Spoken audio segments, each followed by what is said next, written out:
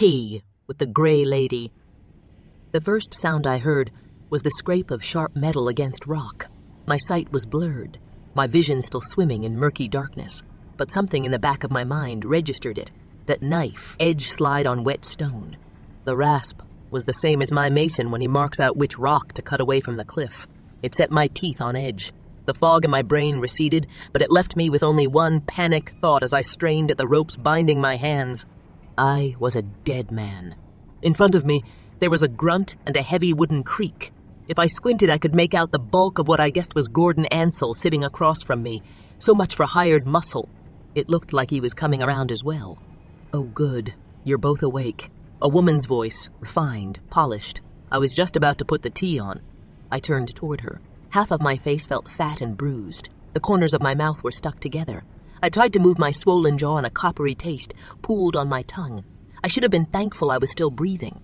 The air had a lingering chemical smell, like it would singe off your nose hair if you inhaled too deeply. Just my luck. I was still in Zon. One of you knows who was responsible for the explosion at the docks, the woman continued. She had her back to us.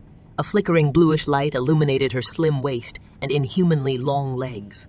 There was a faint slosh of water as she set a glass kettle above the near-invisible flame of a chem burner. Go pound a sump, lady, Ansell groaned. Leave it to Ansell to make a bad situation worse. Baron Grimes' men always have such a way with words. The woman turned to face us. It wasn't a lamp that lit her figure, but something within her that gave off an unsettling light. You will tell me what I want to know, as if your life depends on it. I ain't saying nothing, Ansell snarled.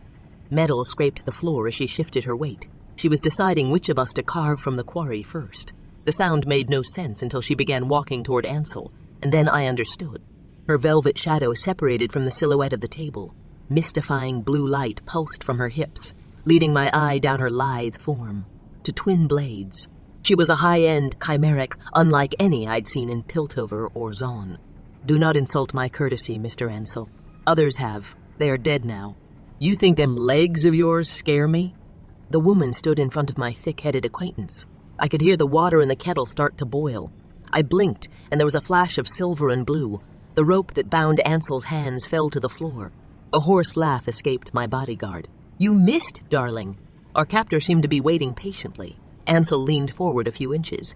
An arrogant smirk plastered across his weather-beaten face. You can lick my... The woman spun around. This time, the razor-sharp blade of her leg sliced cleanly through Ansell's neck. The severed head rolled to a stop in front of me just as the kettle whistle blew. Ansell always had a big mouth. Now it lolled open, silenced at last.